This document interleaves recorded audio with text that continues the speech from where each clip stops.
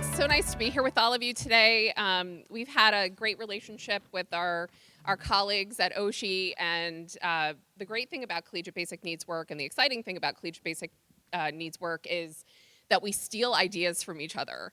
So we collaborate a lot. You know, this is working for you. How can we adapt that for Pennsylvania learners?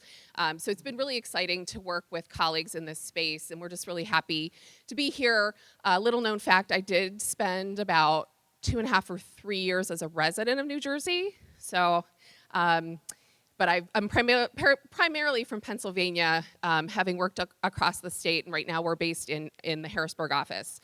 So, Dr. Goldrick-Robb, I took a whole page of notes from her talk, and I think I have a lot of thinking to do, and I'm sure all of you are trying to process what you're learning today and how you're going to take that back and actually take some action.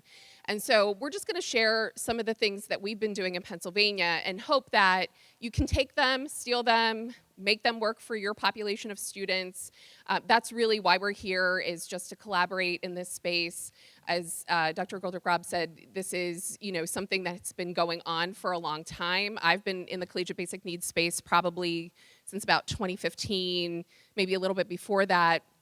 And we were doing a lot of regional work in Pennsylvania. My prior position, I worked for FEA, the Pennsylvania Higher Education Assistance Agency, and so worked with a lot of just in the regional area in Pittsburgh. So that might not, there's a little thing there, yep. So I've been doing this work for a lot of years, and a lot of things have been happening in silos around Pennsylvania, and so I don't know how you're set up here in New Jersey, but we have 150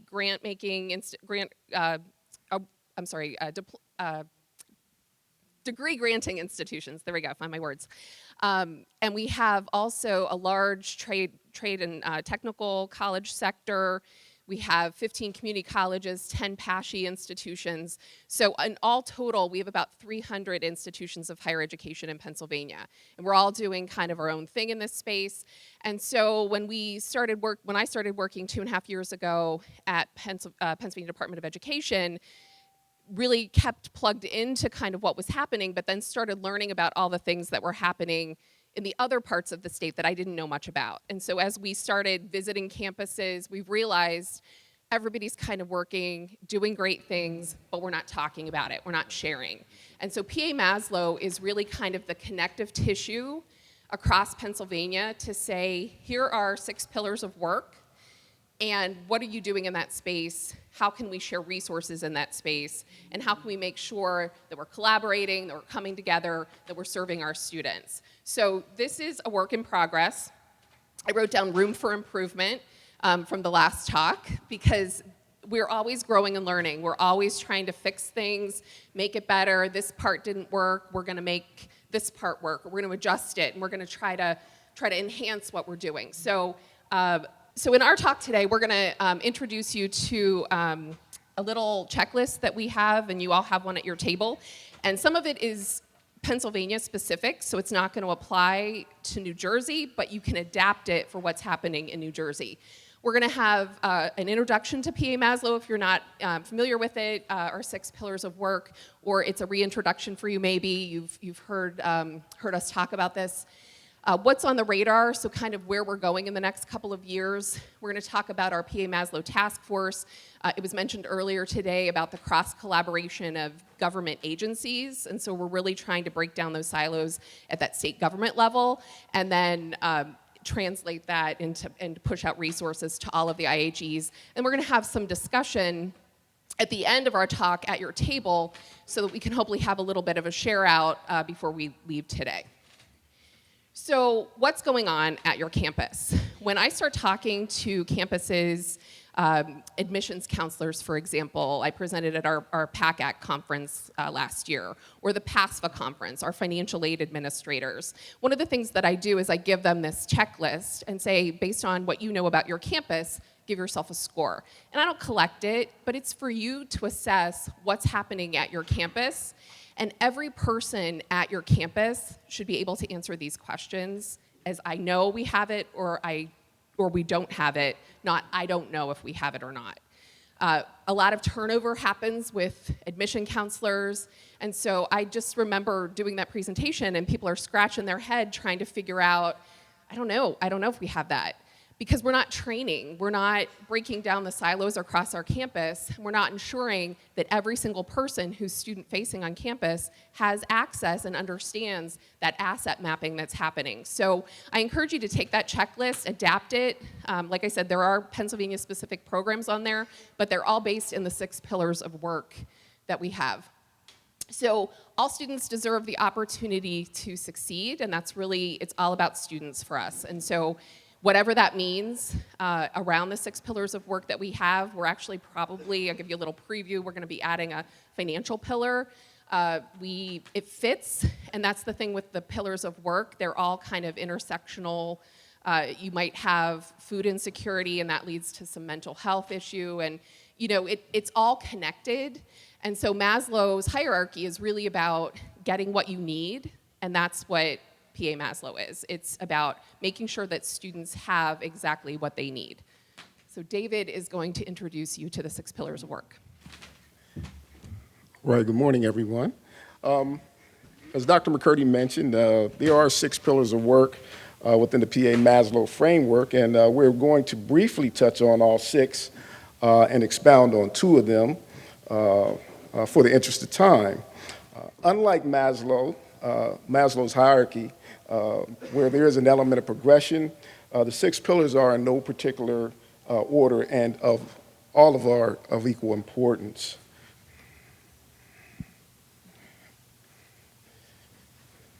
So good? Yeah, I got it. Okay. So digital equity, this is one of the areas that pretty much was exacerbated by the pandemic. As you've known, and you've probably have had the opportunity to address or at least learn about stories about students who, with the pandemic, we found them in parking lots and outside trying to access broadband to secure their education. And so, again, this is a vital basic need that I think Pennsylvania has had the opportunity to be able to take a look at. The Pennsylvania Broadband Development Authority was created in 2021. And they were charged with creating a 5-year broadband plan. The state received $1.7 billion to PA, focusing on infrastructure, equity, and affordability through the Broadband Equity Access and Development Program. FCC development reports indicate that 26% of households in Pennsylvania are underserved when it comes to broadband receipt and accessibility. 25% and 35% respectively are from Latino and Black households.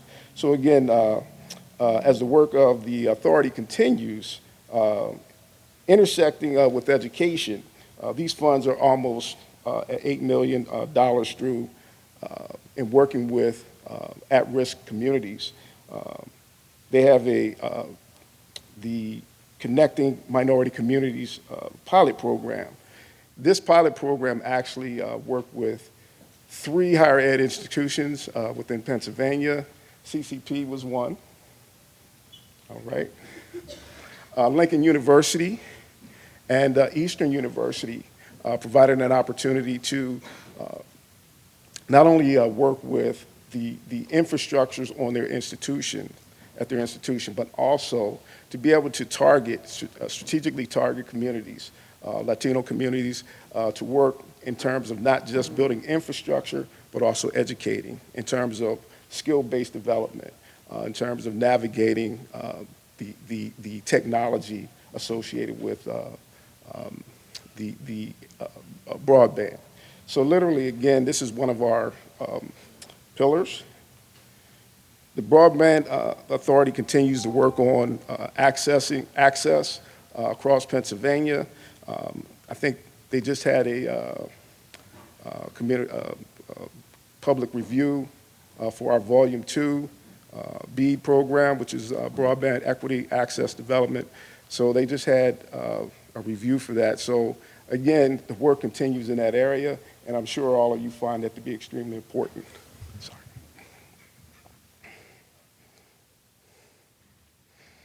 Housing and transportation, like other basic needs, we know that all students will find this difficult to thrive if they're concerned about thriving at their institution.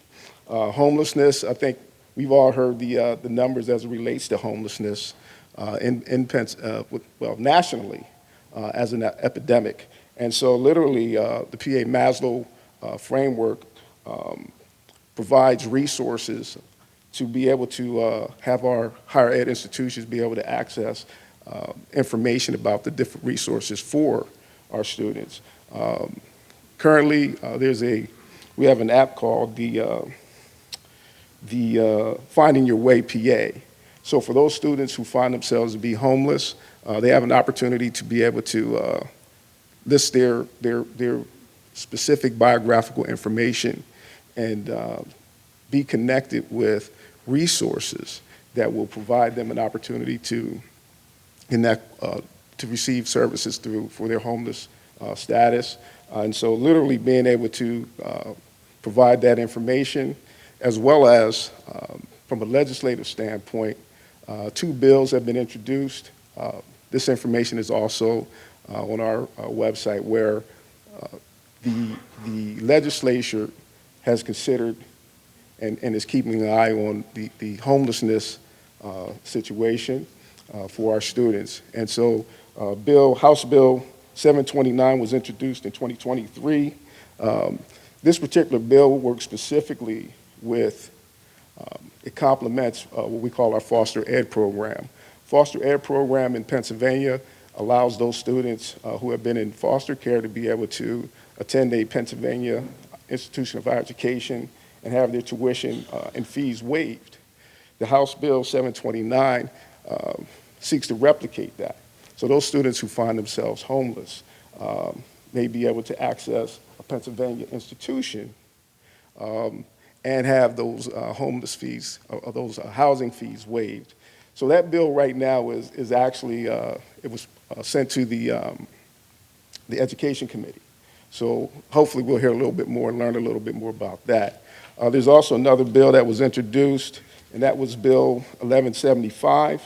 And that bill seeks to connect homeless students with to create a pilot program targeting those students who are homeless, basically being able to establish an opportunity to gather data as well as assist those students by allowing them to work with specific counselors on those college campuses. So again, housing is a major issue. Again, I don't have to say we've heard a lot about the housing issues that are pervasive with our students. So, physical health. The physical health sphere, the pillar will encompass things like substance abuse and addiction. It will also encompass our PA Hunger-Free campus, which we'll talk about. I know New Jersey's Hunger-Free grant program is a year ahead of Pennsylvania's program, as we have to implement the designation process first without the legislation.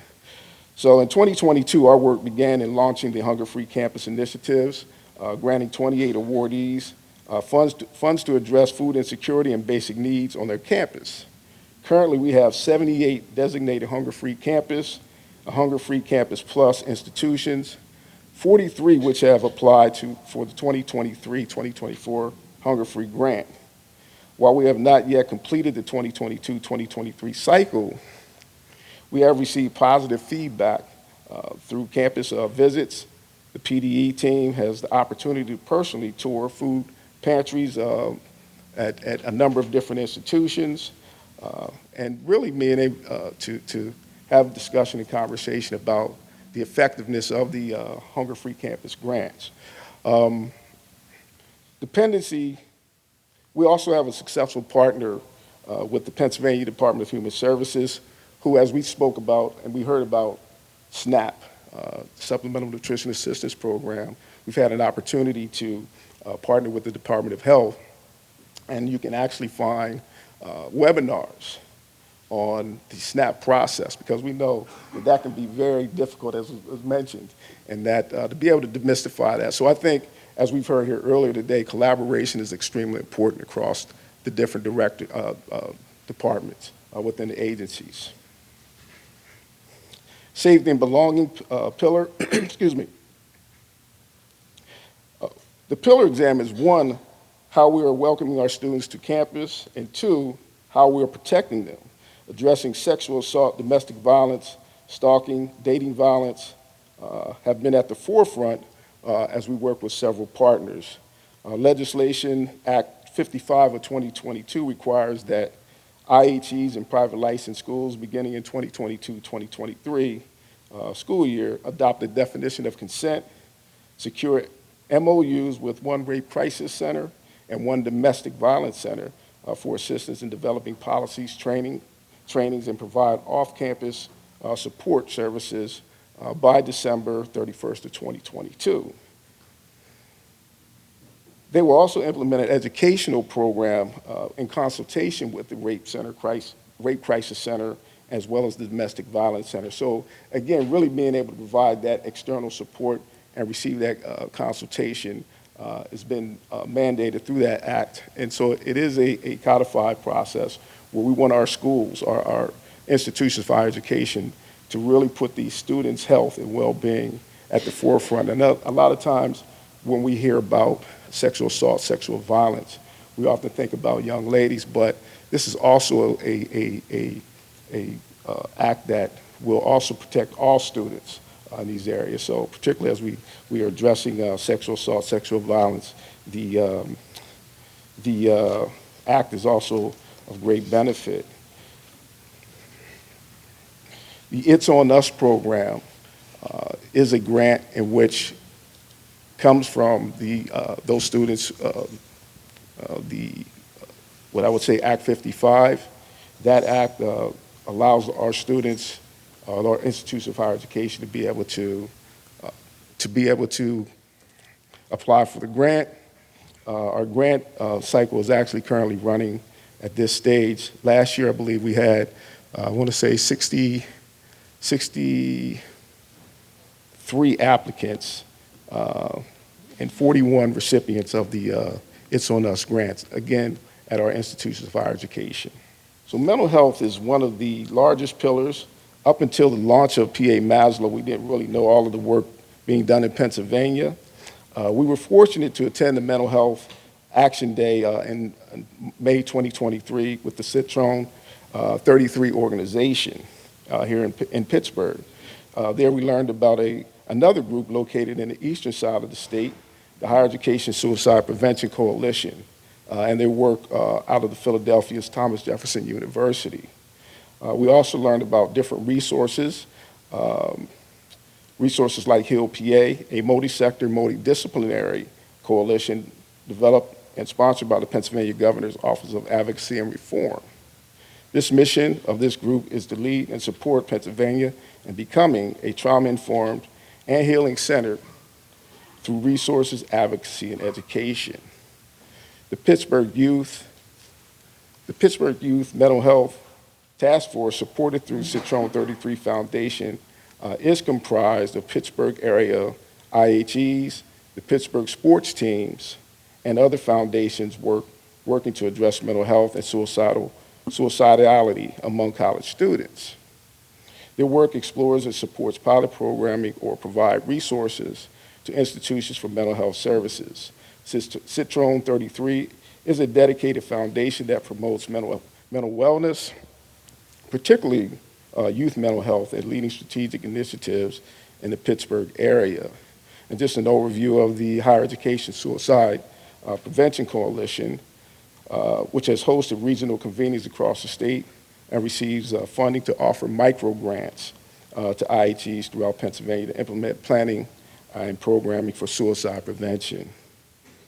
This past year, both the task force and HESPC held convenings on the same day in different locations. And I think one of the values of the PA Maslow website is actually to eliminate the conflict and competing schedules. So as a resource, institutions may be able to go and to the PA Maslow website and grab the information from our network to be able to coordinate convenings where we can all benefit from best practices. Lastly, I'd like to mention Act 110 of 2018. Act 110 of 2018 was a way for our legislation to address mental health and suicide prevention in the state of Pennsylvania on our college campuses. A checklist of requirements lead to a designation status, which is published on the PDE website. It is not a mandated initiative, and right now we only have 10 schools with the designation. And we really haven't done a great job in presenting the information. However, our goal is to, moving forward, to really promote the Act 110 of 2018. Again, encouraging our 300 plus institutions of higher education to submit their mental health and suicide prevention programs to PDE. So again, being able to create that designation status and really advocate for mental health support and suicide prevention. So now we'll turn it back over to Dr. Purdy. And I guess the only other thing I would say about the Act 110 of 2018, and maybe this happens, and we talked about a central location for providing collegiate basic needs to students. When I arrived at PDE, I was the executive assistant to the deputy secretary, and I was the dumping desk. And so somebody needs to manage the It's On Us grants, send it to Kim. Somebody needs to manage Hunger Free, send it to Kim. And so one of the things that we've been able to do over the last couple of years, I moved into this director position, and I'm like, why is it living over here in a position that changes over pretty quickly?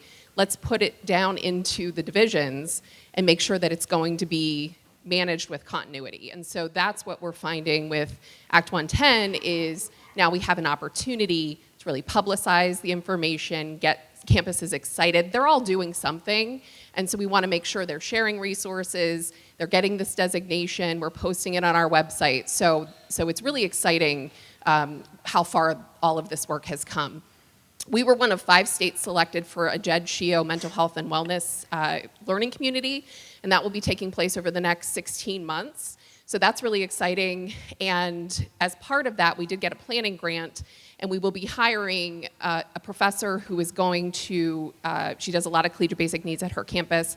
She's gonna be doing a meta-analysis of what's happening across Pennsylvania. So we know about what's happening in Pittsburgh and what might be happening in Philly. We don't have specifics for other areas. We don't know this rural campus is doing this really great thing. So she's gonna find that out for us. She's gonna, scan all of the policies and the programs that are happening, provide a report back to us, and eventually we'd like to do that for all of the pillars in the PA Maslow framework. The last framework, or the last pillar is the parent pathways, or the adult student needs pillar. The parent pathways falls into that, and so we were asked to talk a little bit more extensively about that. So DHS, our Department of Human Services, received an Aspen grant. It was a planning grant, and so they pulled PDE in, they pulled the Hope Center in, and they worked for a year in a learning community with 6 institutions across the state to put together a report, and you're gonna have these slides so you can access the report, and it offered recommendations on how to scale some of the things that our parenting students need. So I encourage you to take a look at that. And then regionally, we had participants for some really innovative and collaborative work happening across our state. They were also a part of that learning community. Pittsburgh Scholar House is an affiliate of the Family Scholar House that was mentioned earlier. And so they don't have housing yet. They're going to be standing that up in 2025, I believe. But they are currently working with a Wayfinders program of 100 single parenting students to get them engaged with higher education, re-engaged with higher education, upskilling, all of the things that parenting learners need. They had over 200 applicants for the first cohort. So there is a really strong need for parenting learners and getting them back into higher education. We know enrollments are low. This is a whole population of students that we could be serving. The NEPA, the Northeast Pennsylvania Parent Pathways Learning Network, so that was a collaboration. Misericordia University secured some funding from Robin Hood Foundation.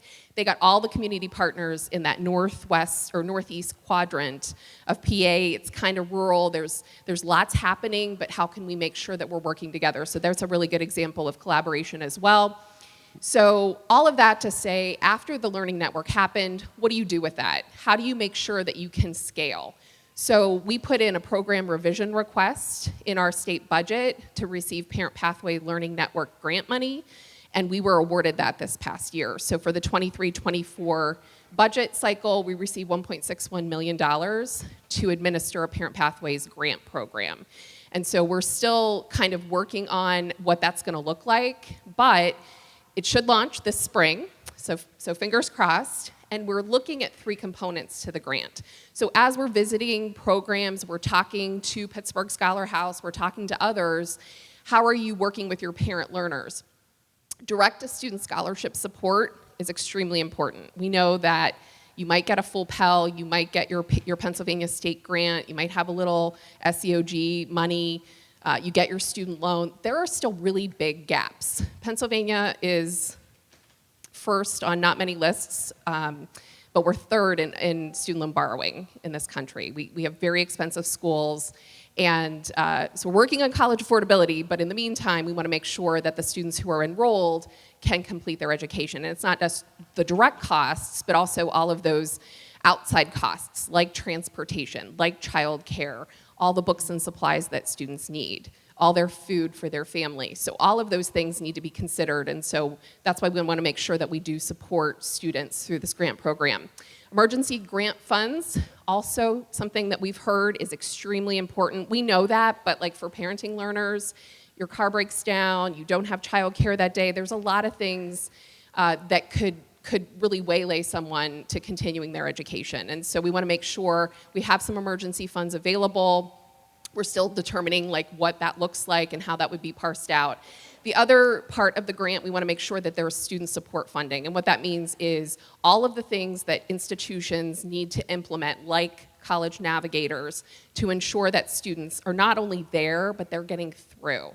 So that to and through model, what kind of student supports do you need on campus? Is it standing up a child care center so all of your parenting learners can go to class? Is it tutoring for students who've been out of the campus or the higher education pipeline for a long time? So we're still working out the specifics, more to come soon, but probably a February launch for this particular grant.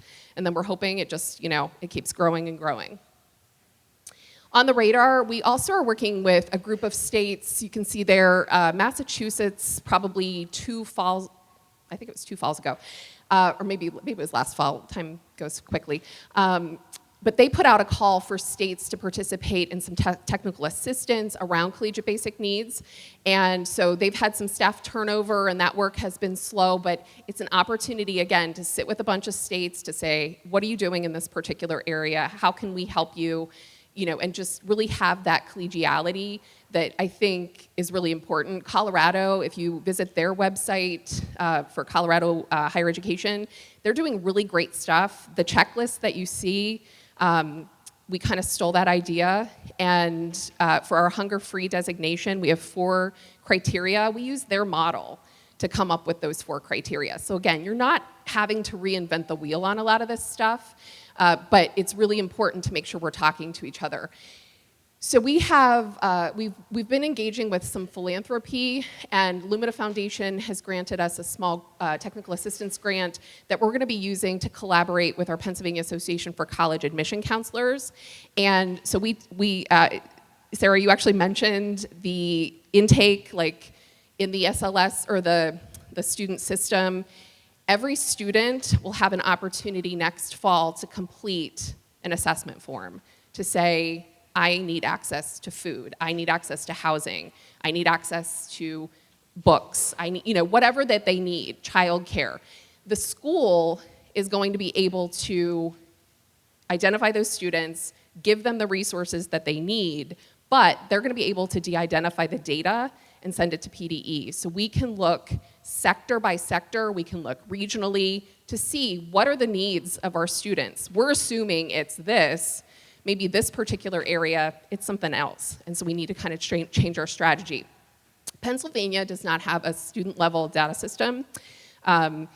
We have legislation that actually prohibits us from collecting student-level data, and so we have to be creative about how we're gonna get some of this stuff, but it's really important to get the data so that we can then talk to the legislators and say, this is why you need to fund this particular initiative. Okay, and then the last thing that was on my list is the equity audit of PA Maslow. So again, work in progress, more to come. It's never going to be done, but we haven't really looked at PA Maslow from a perspective that really makes sure that students of color are being served, that students with disabilities are being served, neurodiverse students, or LGBTQ students. Like all of it, we haven't really even, hit the tip of the iceberg. So we're going to have an opportunity to hire a contractor that's going to come in, do an equity audit of PA Maslow, and then recommend, here's where you need to do some work, here's some pilot programs that we could maybe engage with philanthropy with, and we can start to scale some of those things across the state. Go ahead. We are working cross agencies at Pennsylvania Commonwealth. So we have a task force of a PA Maslow task force that's cross-agency. We have education, human services, Department of Health, and the Broadband Authority, which is in our Department of Community and Economic Development. But then we also found out, like, Department of Aging has this really cool share program that is available not in all counties, but they allow students to live with elderly folks in that community who might need a ride to the doctors or help with shopping for groceries. And so Department of Aging, like, actually interviews, monitors the situation, finds like these really great living circumstances for families, or for students. So that's a really great opportunity that we didn't know anything about until we started talking to other folks, and they're like, oh, you need to talk to Aging. Office of Vocational Rehabilitation. In some states, that's in the education office. In our state, it's in with labor and industry, so there isn't like a natural communication happening on a daily basis. But I started seeing online that they're getting like all of this money for partners, pathways to partnership and all of these things. And I'm like, let's make sure that education's at that table. So I just invited myself to a meeting with them. And we were able to have a great conversation, and now we have myself and somebody from our Office of Elementary and Secondary Education on their task force to learn how we can intersect with them. And maybe we don't get, like, this was a grant that they applied for, so there's not really an education piece that we can maybe get funds directly to our students out of this, but there's going to be an opportunity down the road, so we need to make sure we're at the table, that education is going to be placed in this conversation, and we can help start building parameters and programs that are going to support our learners. So I think we're on time. We want to have you at your table. You have sticky notes and you have markers.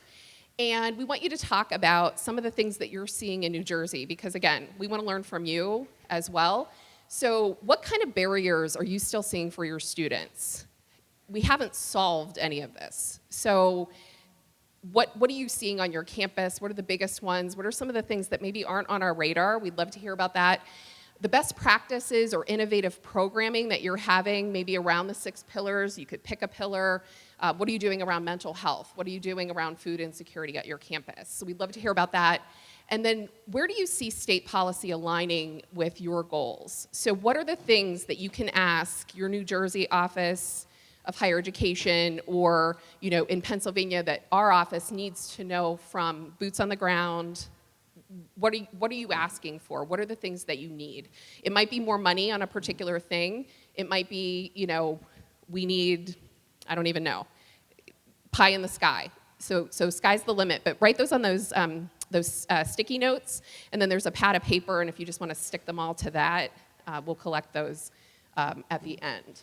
So we'll give you, I think, where's Suchir? Like 7 or 8 minutes, I think. Yeah, so 7 or 8 minutes and we'll come back. All right, if we can come back together. So we have some folks with some microphones, I think, somewhere around. So we wanted to just do a little share out before we go. I understand that we're between you and lunch, but I promise we're going to finish on time. Barriers for students. Does anyone want to talk about some of the things that they're seeing at their institution? Anyone? Who has the mic? Over there. Did you? Go ahead. I was gonna yell. We talked about like a lot of the red tape and bureaucracy that it takes to get resources to students in a timely way. Yep, that's a good one. As you're evaluating all of your programs and processes, I would keep that right at the top of your list for sure. Thanks for sharing that. Others? Yep. Hang on, we'll get you a microphone. We have we have stigma, but the one that I think we have a consensus over is how to overcome or how to help them access the SNAP benefits. Need to make it simpler. The timing of it all. Sometimes it takes 30, 60, 90 days just to get the application process. Yep. And all. And that's one of the barriers. And the best way, I think, is probably we got to talk to our legislators about this process. Yep. And how it's impacting the students in just getting delivery of SNAP benefits. Did I capture our conversation right? Okay, so that's what we saw. Thank you. That's terrific. I think that's a really important point to engage with the legislators, but not just to like drop off a packet of information, almost be kind of like a nag about it because they don't know about this. We are the experts and we have to inform them. And sometimes you talk to a staffer who then is like secondhand relaying the information. And so we just really need to make sure we're advocating as much as we can and getting those changes broadly that will help some of this process and the bureaucracy that we have to deal with at the state level, for sure. Thank you. Others?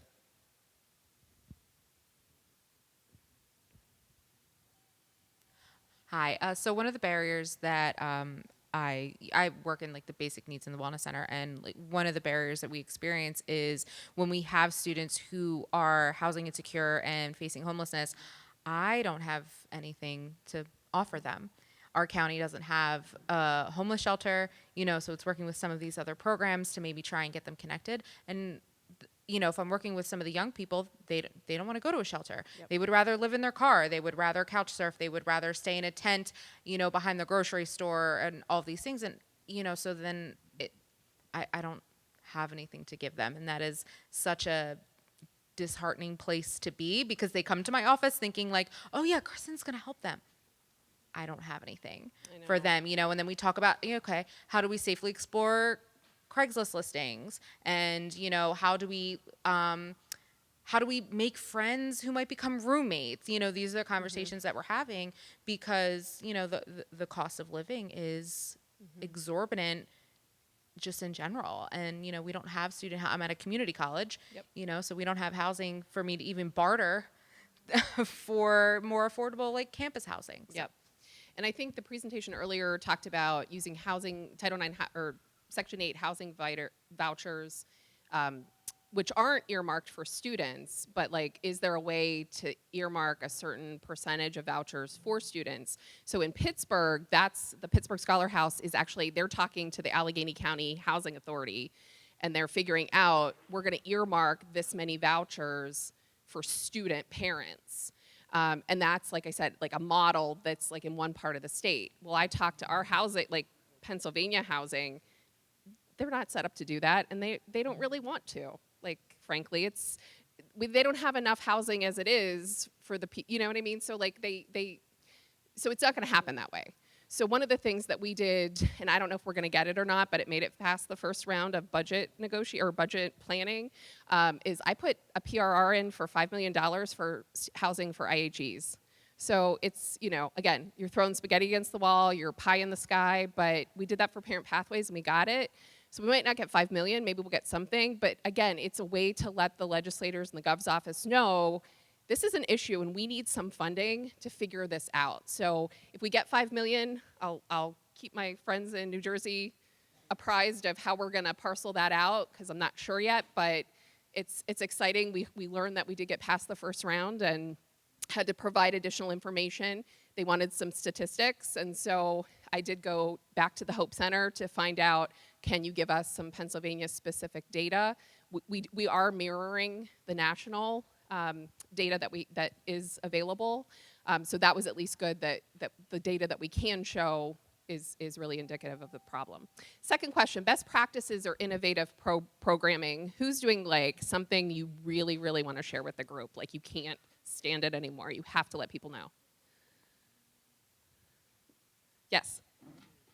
Over here.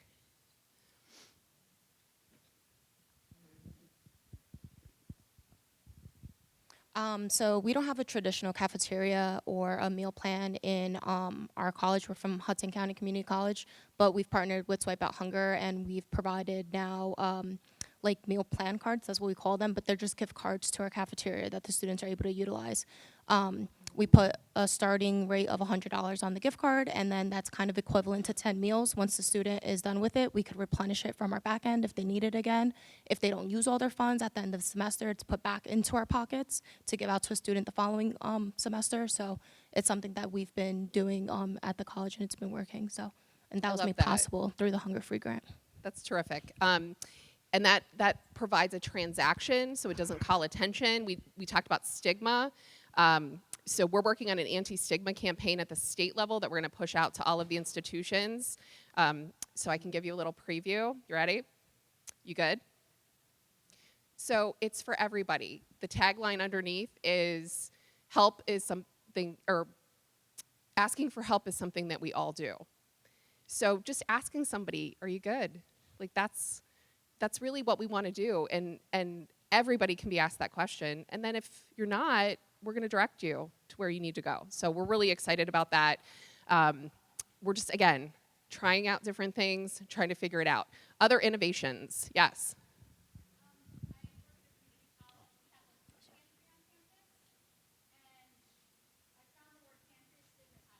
Mm. And also, I have the comparative struggle issue when I do my pop-up events in the different academic buildings. They say, well, I'm not going to take the food because someone needs it more than I do.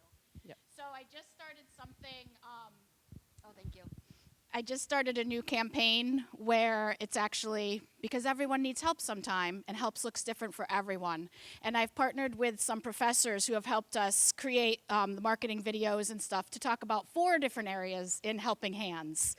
That's our pantry name. So we have our regular grocery section. We have our coffee and breakfast bar, so people can come in and grab that. That might be all you need. Maybe you don't need groceries, but maybe, I always say to the students, maybe you need an IV in your arm of coffee all day. Come on in. We also have our grab and go lunch section, so they can come in and grab lunch. They can heat it up right there, sit with their friends right in this little seating area that we have, and have a free lunch. And we also have our snack section, so students are able to come in between classes, grab some snacks, grab some juice, grab some water, say hi, and then head out the door. So that, we've seen a huge uptake in people coming to the pantry now. In fact, we've had double the people coming in this year. And the work the professors are doing, I actually take their picture on a QR code, I put it in all the academic buildings, and they're talking about the different areas of the pantry. And my hopes is that if they see their professors there, then it's okay for them to go too. So we've gotten really good feedback from the students on that. And it's also made it so professors who didn't know about the pantry now know about it. They're bringing their students into the class to talk with them about it and show it to them, which was an unexpected consequence of that. So Yeah, that's terrific. How many of you are using a different word than pantry for your food? Lots of you. Okay, good. One more innovation. Yep.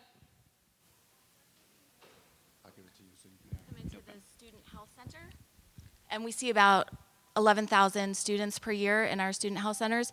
They are screened for food insecurity as part of their intake, and if they are positive for food insecurity, their healthcare provider will talk with them. They give them a prescription, say, you know, you might need to use the pantry on campus, or to speak with the dean of students about enrolling in SNAP. So they get this little card, and we find that we are getting students who weren't using the pantry into the pantry, but also when the students see the cards in the health center, they'll often say, hey, I have a friend who needs this. Can I have a card and bring it to a friend? So we're having an effect in multiple ways. Great. Anyone else? Yep. Hi, we're located in South Jersey, and we got institutional funding to be able to bring services on campus for students because, like Dr. Bridges mentioned, the transportation in South Jersey is not always the most convenient or time effective.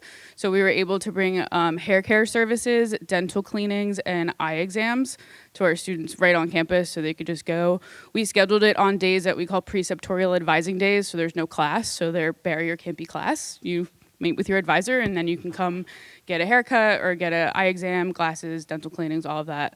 And it's no cost to the student. We did it through our institutional funds, but we also hear from students during those days or on feedback surveys, like, what else do you need? Yep. How can we help you otherwise? Because we wouldn't ever know. Yep. I love it. We might steal some of that. And so the last question, where do you see state policy aligning with your goals? What do you need from state government? What do you need? I know that's like really broad, and we could probably be here for 2 days, but we have 2 minutes. Yep. I'd like for them to make to make the eligibility and the process for getting SNAP benefits easier for students. I think it's very confusing when you go on the website and it says, yes, as a student you can do this, but I think we need more information on what that actually looks like. Yep. I think that would be really helpful. Totally agree with you. Others? Yes, to add to that, someone mentioned earlier about tuition waivers for those who've been in foster care, and I oversee a program called the Red Hawk Fellows that assists students. We provide additional resources. We would really appreciate some sort of initiative like that in the state of New Jersey as well. Terrific. You guys are writing that down? Others? What do you need?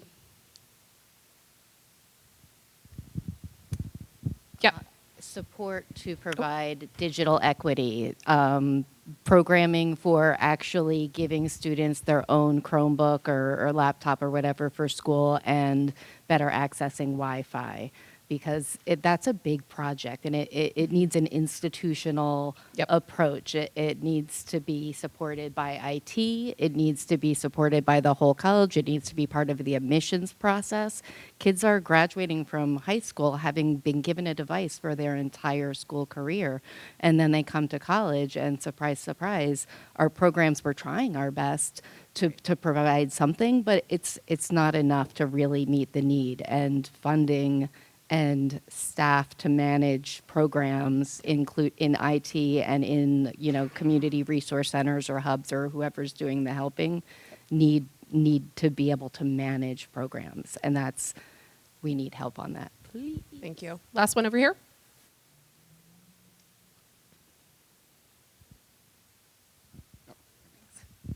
So I just wanted to encourage everyone in the room. So there's a National Anti-Hunger Policy Conference in DC. It's held usually in May.